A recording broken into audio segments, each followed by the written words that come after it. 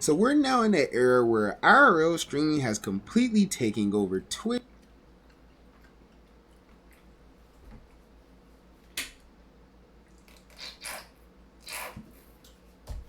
Come on with the Wi-Fi shit, bro. And honestly, it's been that way for a while now. But for some reason,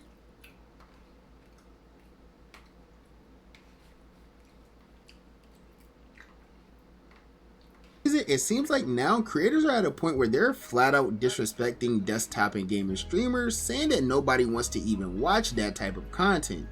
Don't watch games no more like that on Twitch. I'm telling you, bro. Like, y'all acting like if games crushed on Twitch the way they used to, like a few years ago, you don't think everybody would stop the IRLs and start playing games? The viewers, oh, desktops is dying. When? It's just the niggas you're watching. Let's talk about some desktop streaming is dead for you, nigga. Brother, don't you want to grow? Of course I do. But I'm gonna be honest, bro. I feel like streaming is super oversaturated. Everyone's already seen everyone do everything. And I feel like streaming needs to go back to 2021. So I'm gonna give you 2021.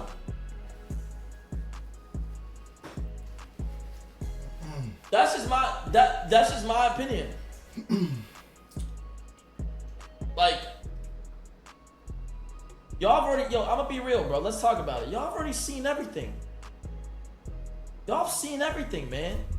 Y'all have seen everything.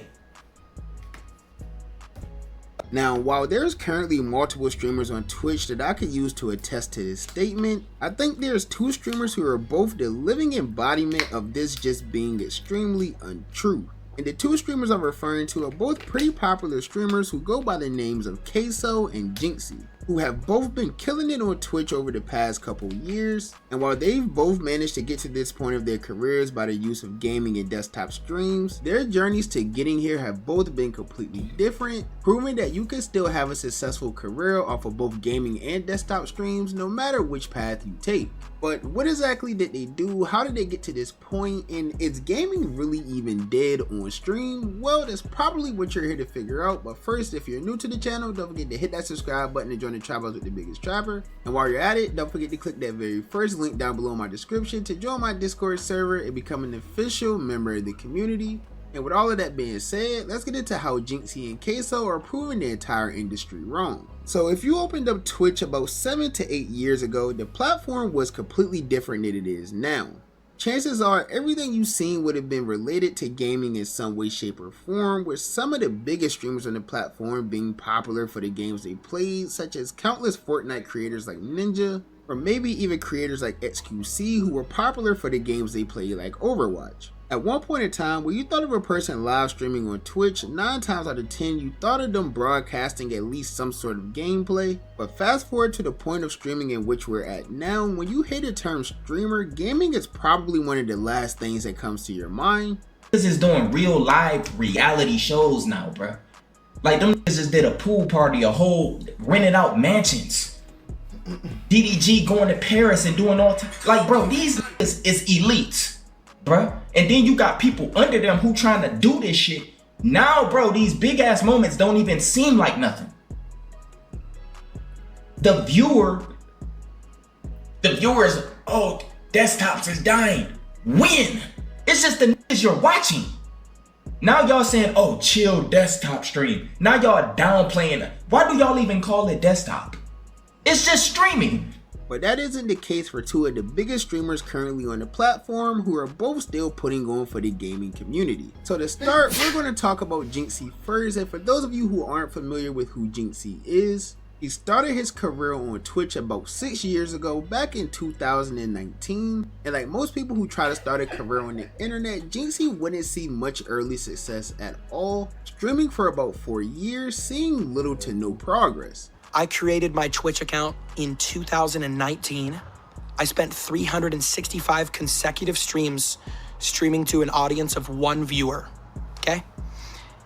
My goal with saying this is that anyone watching at home, anyone in the audience, anybody who comes across this clip, chase your dreams. Because dreams without action will always just be dreams. I believe in each and every one of you motherfuckers to find your purpose, change the world, motivate others, inspire others, get started today. For the bulk of his career, most of the content he's created was dedicated to one game known as Rainbow Six Siege, which released nearly a decade ago, all the way back in December of 2015. And this was a game that Jynxzi remained faithful to for the first 4 years of his career, and that got him practically nowhere, but everything would eventually change for Jynxzi in 2023. This is around the time where Jynxzi would officially start seeing some real success with his streaming career, but how exactly did he get to this point by playing a 10-year-old game, especially in a time period where IRL streamers and all of these big streamers are starting to get to the peaks of their careers? How is it possible that someone would want to watch gameplay of a game that released literally a decade ago versus wanting to watch all of these big production subathons or shows that's going on all over Twitch? Well, you see, for Jynxzi, it wasn't so much about what game he was playing, it was more so about him and his rare ability that he had to both be skillful at the game and be entertaining while playing it. You see, this is an actual unique trait that many streamers today lack, which is why many streamers today tend to struggle with doing gaming content and just try to completely avoid it, because when it comes to people doing content based around video games, it's usually they're either very entertaining but terrible at the game, or they're very good at the game but not really entertaining much at all. There's not many people who have the ability to do both. In most cases, if you're the person who's entertaining but trash at gaming, there's a high chance that you'll still do good no matter whatever it is you're doing. Two niggas! Right there! Do not kill me! Do not! Oh, gang! Get him! Oh, you gotta wait, here! Get the beat! Get the beat! Just heal somebody else! Heal me! I'm trying to shoot! My shit glitching! Yo, my shit is glitching! Yo, my shit is glitching, bro! I swear to God! I'm not even touching that! I'm not even touching that! But if you're a person that's only good at the game and not really too entertaining, then you're probably going to have a hard time becoming a bigger streamer, because there's very few audiences who's going to sit there and watch a person try hard at a game for hours without having the ability to make them smile or laugh or even just brighten their day at all. Chances are they're going to sit in that stream for a brief amount of time and then they're going to go watch AMP light off fireworks in their house. But you see, Jynxzi was lucky enough to be one of the few creators that didn't have to worry about this at all, because not only did he have the skill to be both entertaining and skillful at games, but he also had the ability to market and package his content in a way that many people weren't used to. He would use platforms like TikTok to promote his stream, which is something that every streamer does nowadays. It's really one of the only ways to grow. But he didn't just post clips or highlights from his streams like many people do today. Instead, he took the initiative to actually go out of his way to film different forms of short form content and post that to all of these different platforms, which really helped his career in a lot of ways, because this would allow people who may have never even heard of Rainbow Six Siege in their life to still come across Jynxzi and like him as a creator, which would then lead to them tuning into a stream to watch him regardless of what he was doing. I'm sure there's a lot of people who probably never played Rainbow before in their lives prior to watching the Jynxzi stream, and after watching him play it and see how fun the game looked for him, they probably would go and download it themselves. So with all of these things combined for Jynxzi, it really led to him having a bright future with streaming, which brings us to the turning point in his career, 2023, where everything would completely change for Jynxzi, because in this year alone, Jynxzi would go from having 3,000 followers on Twitch to gaining over 3 million followers on the platform, proving to the world and upcoming content creators that you don't need to follow trends or have these viral IRL moments, clip farming and all of that. Well, Jynxzi was a major clip farmer, but he didn't really do it in an IRL setting like you see many people do. He did it all from the sake of his desktop with nothing really but a controller or a mouse and keyboard, and since then there's really been no looking back for him in his career. He's been playing the same game thus far throughout most of his career, Rainbow Six Siege, and that's the way it's been since 2019. There was really only one moment where he kind of shied away from the gaming and desktop content, and that was in 2024, back in January I believe, when he started dating or doing content with this girl named Brecky Hill, who was popular popular online for doing OF content, and that was without a doubt probably the worst thing that he's done in his career, because for his core fans that really loved him for the gaming content that he provided that was already very rare to find on Twitch, this would make people feel like he was just like every other streamer at the time. He was doing this girl content that no one really wanted to see. They just wanted to go see him play against bronze and champion level players. But for a while they didn't get that, and not only would the viewers not like this much at all, but there was also some other popular streamers who Jynxzi ended up getting into some problems with as well, all stemming from this one girl. Clicks is clip farming, that's it. But like that type of clip farm, that's like next level. That's like, hey, I need clout tonight. Like that's like, I need clout within the next 5 minutes. That's like what your brain would go to. Clicks did weird shit. Lacey, you're not ever going to say Clicks did weird shit because Clicks is your f***ing father. Get the fuck off his dick and keep my name out of your f***ing mouth, bro. Twitch guy. And then Ron rolls his R, like saying that it's me. Okay, Ron, maybe you could get some views if you made real content for once in your fucking life. Real content for once, you little piece of shit. So Ron immediately just reads his chat, sees the opportunity to clip farm. Great. I mean, 10K is not the end of the world. It's not. 10K is not the end of the world. Yo, XQC, I don't know if the Adderall is affecting your brain right now. Dog, you're looking at active chatters. Do you actually expect my entire stream to be chatting? Every single one of them? That is the most stupid thing I've ever heard. 10K is not the end of the world, dude. Shut the fuck up, XQC. But thankfully, after a few weeks, Jynxzi got away from all of this. The relationship ended, and after that, things kind of went back to normal. He went back to being the Jynxzi that many people loved. The only difference was he kind of eased up on playing Rainbow, and he began playing a different game, which was honestly even more random. He began playing a game called Clash Royale, which is a popular mobile game that released back in 2016. And this is a game that Jynxzi has been playing almost every day for months now. And even though this game is literally a mobile game that's nearly a decade old, he's still seeing plenty of success with it. I mean, so far throughout the year 2025, he's currently averaging 30,000 viewers, alongside currently having over 72,000 Twitch subscribers, which ranks him at third on all of Twitch, only behind CaseOh, who's literally about to break his own subscriber record yet again, and the one and only CaseOh, the second streamer who we're going to be talking about in this video, who has also made an entire career solely off the use of gaming and desktop streams.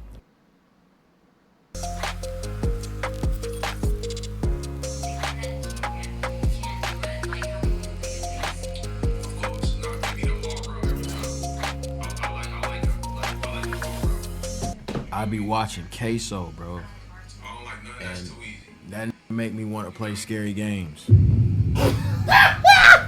Would y'all watch scary games? King of the G. What the fuck? I hate scary games. But watching him play it, I'm like, bro, this is great content. I love CaseOh, bro.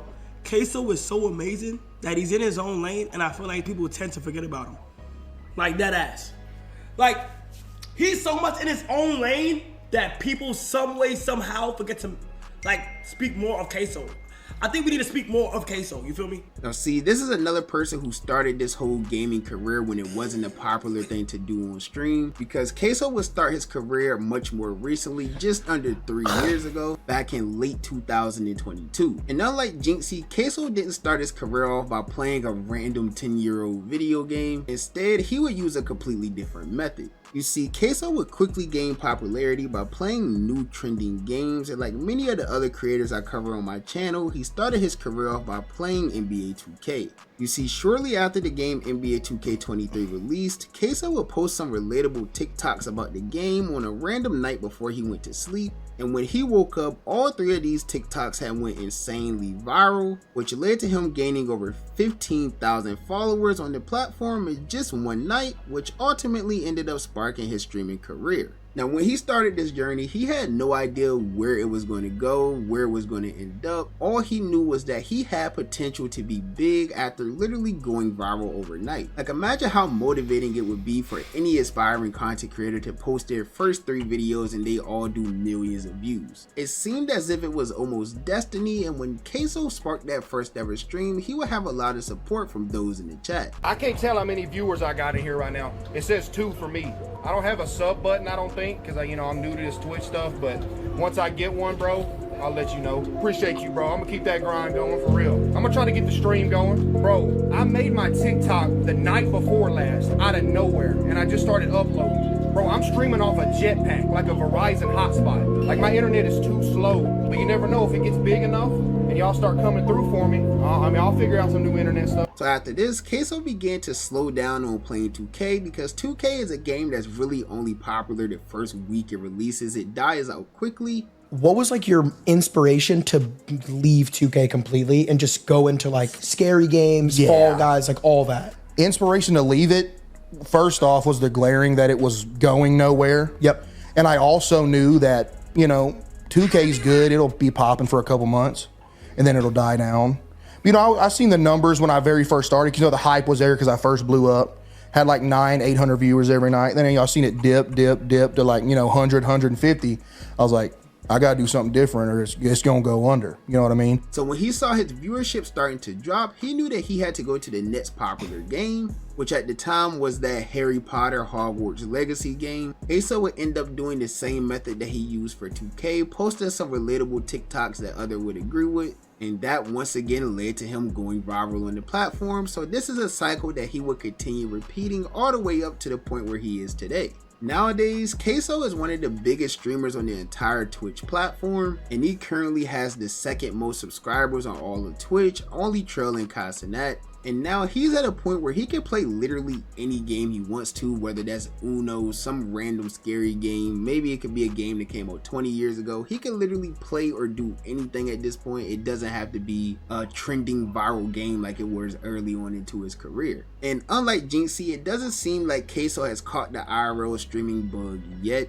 I'm not saying that we'll never see CaseOh do an IRL stream or anything like that. I'm really just saying that up until this point, he doesn't seem to have any interest going outside and doing the type of content we see other people doing. As of now, he stayed completely true to the gaming and desktop streams, playing whatever game he feels like playing and having a great time with his community within the chat, whether they're roasting him or showing him some love. So in a time where all of these streamers and content creators on the internet seem to be following trends, doing these IRL streams is saying that desktops and gaming and things like that are dead, it's important to look at some of the successful people who didn't follow a wave and who didn't follow a trend and things like that, because these are people who truly found something that works for them. They weren't really chasing the viewers, they weren't chasing the clout. They simply are just doing a hobby that they enjoy doing, and it all happened to work out. And there's various streamers from both the past and the present who have had this type of success that have always stayed true to desktop gaming, whatever it is, throughout the entire course of their career. I definitely just like, being home and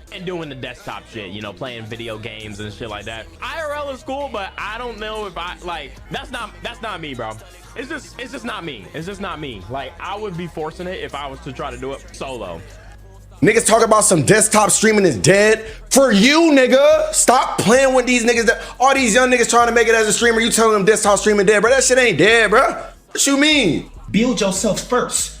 Never forget why you wanted to start streaming. Some of y'all niggas want to start streaming because you just wanted to be a gamer or something. Or you wanted to never forget your love of what made you want to start in the first place. Because waves can you up just like me, nigga. I've been going for 2 months because I realized I hate IRL streaming. So I say all that to say, just always remember why you're doing what it is you're doing. Always do whatever it is you want to do. Don't feel like you have to do something because everyone else is doing it or because it's the popular thing to do. Create your own wave, set your own trend, and if you believe in it enough and work hard enough, in the end, it'll all work out. But that's just my personal opinion. As you guys know, the only opinion that matters to me is you guys' opinion. So be sure to comment down below and let me know, what do you think of this entire situation? Do you think gaming and desktop streams are dead? How do you feel about IRL streams? And how do you feel about the current state of streaming right now? Be sure to let me know down below in the comments. And while you're at it, Shut the fuck up. Please. I'm about to take a shower. I just been anxious to take that motherfucking shower, bro.